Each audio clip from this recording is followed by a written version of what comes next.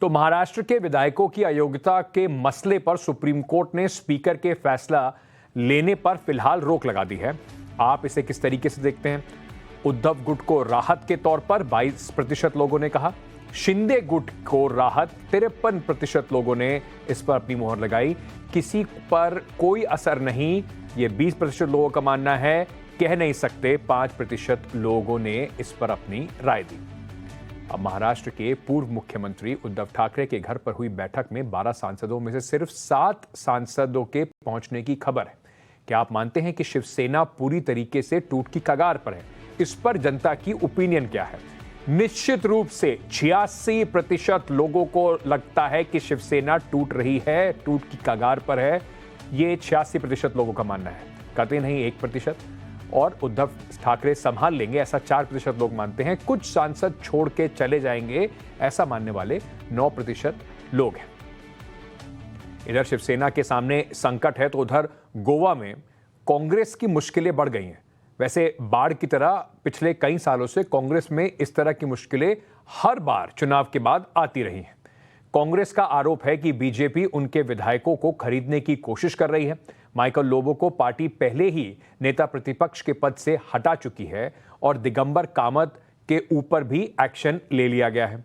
गोवा में सियासी रण पर टाइम्स ऑन भारत ने गोवा के मुख्यमंत्री प्रमोद सावंत से एक्सक्लूसिव बातचीत की। पहले आपको वो सुनवाते हैं। आपके ऊपर आपकी पार्टी पे एलिगेशन लग रहा है कि अभी चिदम्बरम जी ने ट्वीट किया, ऑपोजिशन की तरफ से इस बार लीड कर रहे थे, अभी उनका ट्वीट आया, कह रहे हैं कि आपको सरकार बनाने का मैंडेट गोवा के लोगों ने दिया था, कांग्रेस को ऑपोजिशन में बैठने का मैंडेट दिया था। कांग्रेस, उनका कहना है कि वो मैंडेट उन्होंने स्वीकार किया। आप लोग क्यों स्वीकार नहीं कर पा रहे हैं और आप लोग क्यों कांग्रेस पार्टी को तोड़ने की कोशिश कर रहे हैं?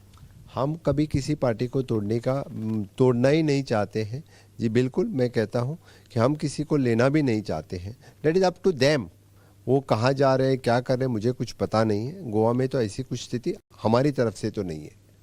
लेकिन डॉक्टर सावंत, कल से कांग्रेस के हाईकमान के लोग यहाँ आ रहे हैं, उनके मीटिंग्स हो रही हैं, उनके एमएलए नहीं मिल रहे हैं। दिगंबर कामत जी पूर्व मुख्यमंत्री हैं, वो कह रहे हैं कि वो बड़े हर्ट चल रहे हैं। मिस्टर लोबो और दिगंबर कामत को पार्टी ने सस्पेंड कर दिया। तो आप क्या ये कहना चाहते हैं कि लोग ये माने कि भारतीय जनता पार्टी का इसके पीछे कोई रोल नहीं है?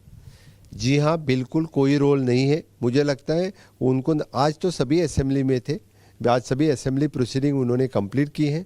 तो कोई किसी पार्टी को किसी को निकाल रहा है, किसी को यानी नया अपोजिशन लीडर यानी डिसक्वालीफाई कर, मैं क्या करूंगा उसके? वो तो उनके पार्टी का इंटरनल सवाल है, वो उन्होंने देखना चाहिए। और आपके लोग जो हैं वो, जब वो लोग आपकी तरफ आएंगे तो आप उनको मना कर देंगे लेने से? वो बात की बात है, समझो, हम देखेंगे। यानी एट प्रेजेंट तो ऐसी कोई स्थिति नहीं है, कोई किसी का हमारे पास वैसा कुछ प्रपोजल है नहीं है। आपकी पार्टी प्रेसिडेंट ने भी वैसे यही बात कही है कि उनके साथ कोई संबंध में नहीं है। हालांकि कांग्रेस के जो लोग हैं वो सब तरफ, तमाम तरफ चक्कर लगा रहे हैं और स्पीकर से मिलने की भी उन्होंने शायद कोशिश की है, ऐसी रिपोर्ट्स आ रही हैं। मुझे इस बारे में तो कुछ पता नहीं है। मैं दिन भर में आज मेरे असेंबली के कामकाज में पूरा था और मैं आज गवर्नर एड्रेस के ऊपर मेरा स्पीच डिबेट भी था, तो उसी काम में बिजी था। कौन स्पीकर को मिलने आया था, किसने कुछ सबमिट किया, मुझे पता नहीं।